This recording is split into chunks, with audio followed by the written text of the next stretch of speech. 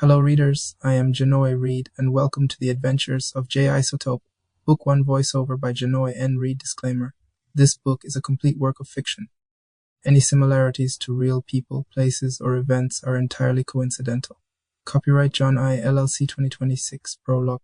Portmore Informatics Park was built to feel silent glass towers gleaming under the Caribbean sun, palm-lined paths engineered to swallow sound, and server rooms humming like restrained beasts. Behind sealed doors and ironclad NDAs, brilliance was meant to unfold without disturbance. At the heart of it all sat the Sunshine City Initiative, a revolutionary energy core promised to power Jamaica into a new era.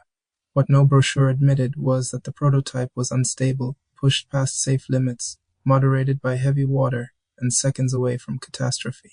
Janoih Reid lived comfortably inside that lie, a systems technician, invisible by design, called in only when things broke. He preferred it that way. No speeches, no slogans. Just problems and solutions. Until the ground beneath his boots began to tremble, not an alarm, but a warning. A low vibration, like the earth inhaling before a scream. Moments later, Lab C-17 would erupt into chaos, and Janoih's life would fracture along with it. In the world of Isotope, control is a myth. Science reaches too far, and a forgotten technician becomes the epicenter of a power no one can contain, not even himself. End of Prologue. The Adventures of J Isotope Chapter 1. The Heavy Water Incident. Portmore Informatics Park facility was never meant to be loud. It was designed for quiet brilliance glass towers, reflecting the Caribbean sun, palm-lined walkways absorbing sound, server rooms humming softly like sleeping animals. The kind of place where innovation happened behind sealed doors and non-disclosure agreements, not explosions. Janoih Reid noticed the vibration before he heard the alarm. It started in his feet. A subtle tremor ran up through the soles of his boots into his calves, like the ground itself was clearing its throat. Janoih paused mid-step, one hand resting against the cool metal of Lab C-17's door, his ID badge swinging slightly on its lanyard. "That's new," he muttered. The floor trembled again, stronger this time. Then the lights flickered. Around him, the lab snapped to uneasy life. Consoles chirped warnings. Status bars spiked into angry reds. Somewhere deep in the facility, a siren began to wail low and mournful, like a warning meant for people who were already too late. Janoih exhaled slowly. Of course this would happen on his shift. He was a systems technician by title, a glorified problem solver by function. The kind of guy people forgot was in the room until something broke, and then suddenly he was everyone's best friend. He liked it that way, less talking, less explaining, less pretending to be impressed by corporate slogans painted on the walls. Sunshine City Initiative, they called it. A revolutionary energy core, clean, efficient, powerful enough to make Jamaica a net exporter of electricity across the Caribbean. That's what the brochure said. What they didn't say was that the prototype was unstable, or that it used heavy water as a moderator, or that it was currently exceeding safe output thresholds by a very uncomfortable margin. Janoih, came a voice over the intercom. Dr. Patel, lead engineer, chronic optimist. "We're seeing resonance feedback from the core. Can you confirm manual dampeners are engaged?" Janoih keyed his mic as he stepped into Lab C-17. "Negative," he said, eyes already scanning the room. The core sat at the center of the chamber, suspended within a lattice of superconduct rings. It glowed a soft, deceptive blue, beautiful in the way lightning was beautiful. Automated system didn't trigger. I'm engaging now. The air felt wrong. Not hot, not cold, just heavy. Like the space around the core had gained weight. Janoih crossed the floor, fingers flying over a nearby console. Readings streamed past faster than he liked. Energy density climbing. Molecular agitation off the charts. "This thing's singing," he murmured. "And it's off-key." The tremors intensified. Tools rattled. A crack split the glass observation window above him. "Janoih, step away from the core," Patel said, his calm finally cracking. "We're initiating evacuation." Janoih hesitated. Someone had to shut it down manually.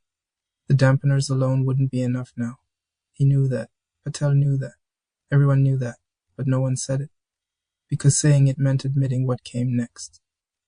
"I can bleed the excess through the heavy water loop," Janoih said, "but I need 60 seconds. Silence." Then quietly, "You have 30. Janoih moved. He sprinted toward the auxiliary control column, boots skidding slightly as the floor shook. He reached the panel, popped it open, and froze. The loop was flooded, not water. The heavy water chamber had become a luminous column, glowing with contained radiation. The core had already breached isolation. No, no, no, Janoih whispered. The alarm pitch changed higher now, urgent, panicked. Before he could react, the superconductive ring nearest the core failed.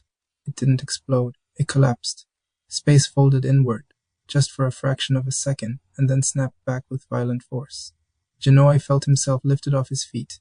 His body slammed backward as if the air itself had turned solid. Pain bloomed everywhere at once. Then came the light. It poured over him, through him, blue, white, and screaming. He tried to scream too, but his lungs refused. Every nerve in his body lit up like a struck match. He was aware, dimly, of being thrown against the containment wall. Then the wall was gone, or maybe he was. Janoih didn't know. Time lost meaning. He felt himself stretch, thin and diffuse like smoke. Then compress, dense and crushing, like he weighed 1,000 tons. His skin prickled, burned, cooled, burned again. Images flashed behind his eyes. The ocean at Hellshire, sun glittering on water. His childhood home in Portmore. Anansi's stories his grandmother used to tell him, about tricksters caught between worlds. Then silence, darkness. Janoih woke up on a stretcher. For a moment, he thought he was dead. The ceiling lights blurred above him. Voices echoed, distorted, as if heard through water.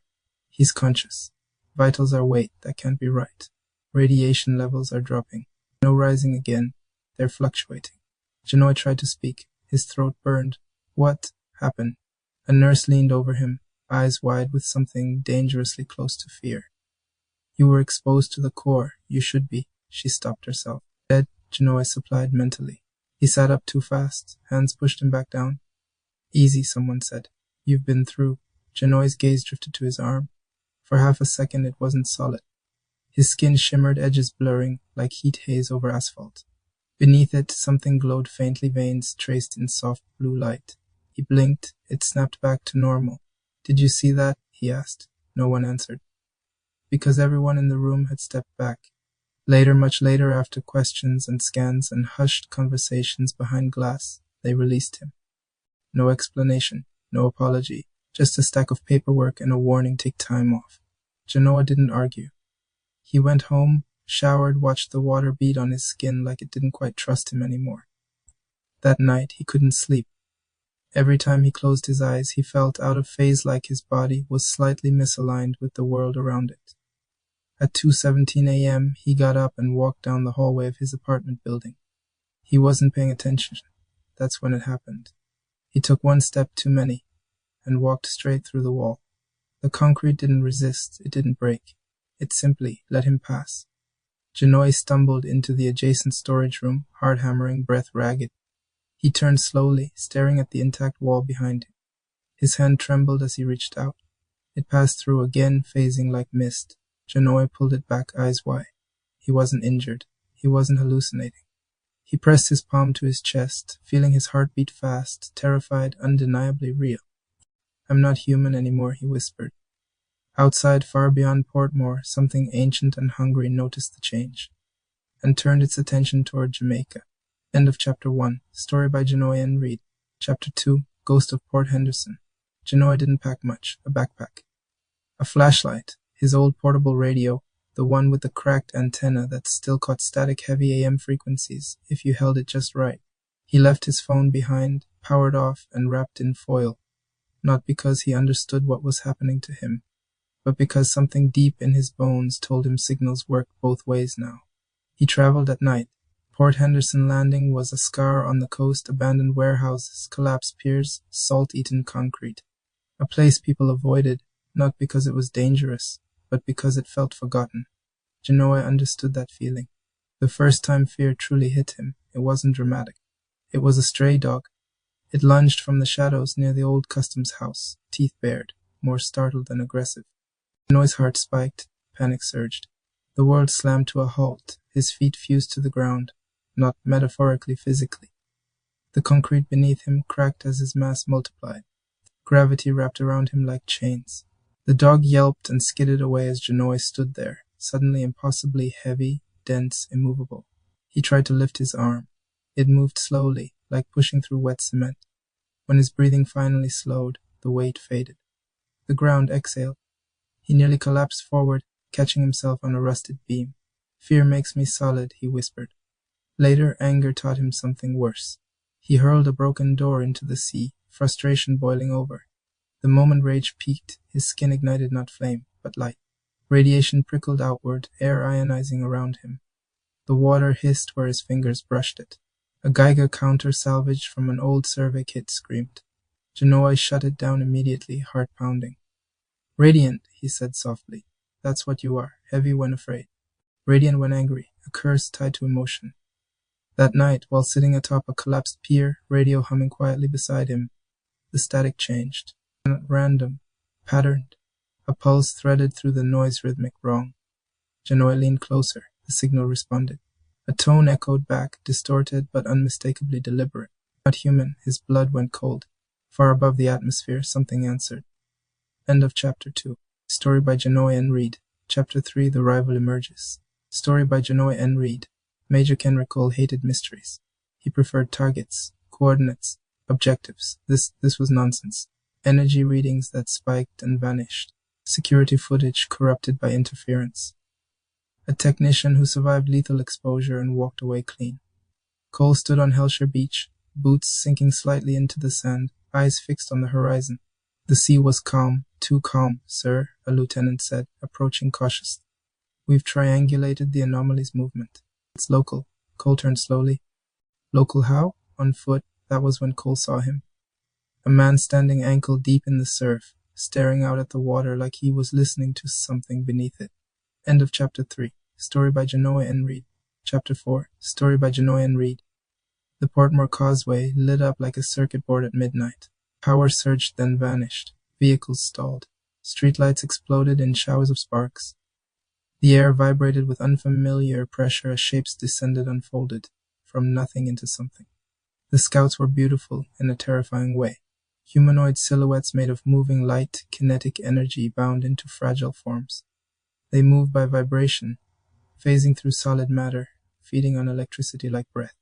Janoih arrived too late to stop the first transformer from collapsing. He went heavy, anchoring himself against the shockwave. Then radiant, blasting one of the entities apart in a burst of controlled fury. The grid screamed, every power line within miles overloaded. Janoih dropped to his knees, realizing too late they weren't attacking the city. They were following him. Above the harbor, unseen, something vast began to arrive. End of Chapter 4. Story by Janoih N. Reid. Chapter 5. Thought-Provoking Ethics. Story by Janoih N. Reid. The blackout lasted 6 minutes. In those 6 minutes, Greater Portmore felt what it meant to be blind. Traffic froze mid-causeway. Emergency generators stuttered. Hospitals flickered onto reserve power. People poured into the streets, phones useless, voices rising in confusion and fear. Janoih stood at the edge of it all, chest heaving, skin dimming from its radioactive glow. He had stopped the scouts. He had also nearly collapsed the entire parish. Lightning rod, he thought bitterly. He retreated inland before the Omega Drift army could fully mobilize. Fear kept him heavy long enough to withstand pursuit. Anger carried him across distance. He didn't yet understand, each stride blurring, his body vibrating between states like a skipped record. By dawn he collapsed in a cane field miles from the city. That was when the truth finally settled in. The radio signal returned, clearer now. Not language but intent, hunger, recognition. The aliens weren't here for Jamaica. They were here for him. The realization hollowed him out. If he stayed, more would come, stronger, hungrier. He thought of his grandmother's voice. Every trickster pays a price, child. Question is who collects. What if I leave, he whispered to the empty field. The signal pulsed curious, almost relieved. But then something else threaded through it. Fear not theirs. Refugees, a quiet part of him realized. Running from something worse. Janoih clenched his fists. If he ran, Jamaica might survive. If he stayed, it would become a battlefield. There was no clean choice, only wait. End of Chapter 5. Story by Janoih N. Reid. Chapter 6. Operation Iron Bridge. Major Kenrick Cole did not sleep. He studied patterns, and the pattern was clear. Wherever Janoih Reid went, physics misbehaved. Cole stood beneath the first iron bridge as dawn burned away the mist. Omega Drift Army units moved with precision, deploying dampening pylons tuned to exotic energy signatures. "This is not an arrest," Cole told his men. "This is containment." When Janoih emerged from the fog, exhausted and weary, Cole almost felt pity. Almost. "Kenrick Cole," Janoih said, voice steady despite everything. "You're wasting time." "On the contrary," Cole replied. "I'm ending a threat." The trap snapped shut. The dampeners screamed as Janoih's powers bucked violently. Heavy and radiant states collided, tearing at him from inside. He fell to one knee, gasping. Then the sky darkened. A shadow swallowed the bridge. Above them, the siphon craft unfolded, vast, angular, humming with stolen momentum. A beam of compressed force lanced downward. The bridge groaned. Cole didn't have time to move. Janoih did. He went heavy not with fear, but with choice. The falling steel hit him like a mountain. He held. Saved Cole's life. When the beam passed, Cole stared at him, not with gratitude, but something colder. "Power like that," Cole said quietly, "cannot be allowed to decide its own morality." The rift between them hardened. Above, the siphon finished feeding, and withdrew. End of Chapter 6. Story by Janoih N. Reid. Chapter 7. The Underground Network. Story by Janoih N. Reid. Two Sisters' Cave smelled like damp earth and old stories. Janoih barely made it inside before collapsing. His powers flickered weakly, unstable from the strain of iron bridge. He expected silence. Instead, a lantern flickered on. An old man sat against the cave wall, calm, as if visitors like Janoih were expected. "NNC always get caught when him think him alone," the man said. Janoih blinked. "You're not scared?" The man chuckled. "Boy, I lived through hurricanes worse than you." They talked about balance. About tricksters who survived not by strength, but by knowing when to shift. The man spoke of tension, how spider silk was strongest when pulled just right.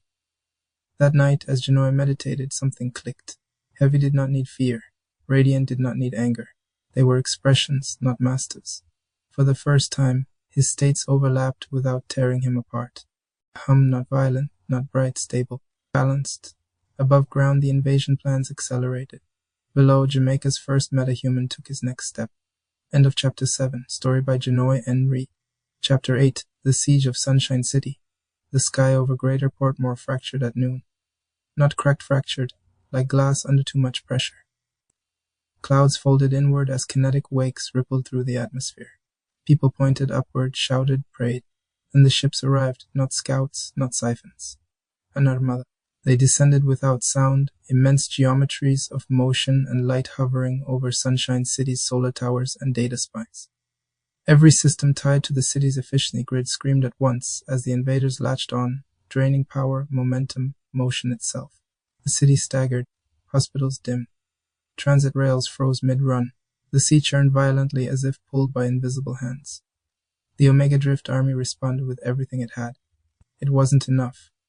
Energy weapons passed through the invaders like wind through smoke. Kinetic pulses knocked armored vehicles aside as if they were toys. Soldiers fought bravely and helplessly. Major Kenrick Cole stood in the command bunker at Omega Drift Army Camp, jaw set, watching the city fall in real time. Then the doors opened. Janoih Reid walked in. No mask, no glow. Just a tired man with dirt on his clothes and resolve in his eyes. "I surrender," Janoih said, "on one condition." Every weapon in the room snapped toward him. Cole raised a hand. "What condition?" Cole asked, voice tight. "That we stop pretending this is about control," Janoih said, "and start trying to save the city." For the first time since this began, Cole hesitated. End of Chapter 8. Story by Janoih N. Reid. Chapter 9. The Unstable Alliance. Story by Janoih N. Reid. The mothership hovered over Kingston Harbor like a judgment. Up close, it was terrifying, an ever-shifting mass of bound energy, fed by stolen momentum from the city below. Its presence bent waves inward, pulled wind into spirals. Janoih and Cole stood aboard a Omega Drift Army insertion craft, engines screaming as they punched through resistance fields. "You betray us," Cole said, not looking at him, "and I will end you." Janoih nodded. Fair. The plan was brutal in its simplicity. Janoih would draw the invaders' focus. Become the brightest signal in the storm. Cole's unit would strike at the core nodes, using Janoih as both shield and distraction. They breached. Inside the mothership, physics unraveled. Gravity twisted sideways. Time stuttered. The refugees, because that's what they truly were, reacted with panic as Janoih's presence destabilized their fragile ecosystem. He felt their fear, their desperation. They weren't conquerors. They were survivors stealing fuel from a smaller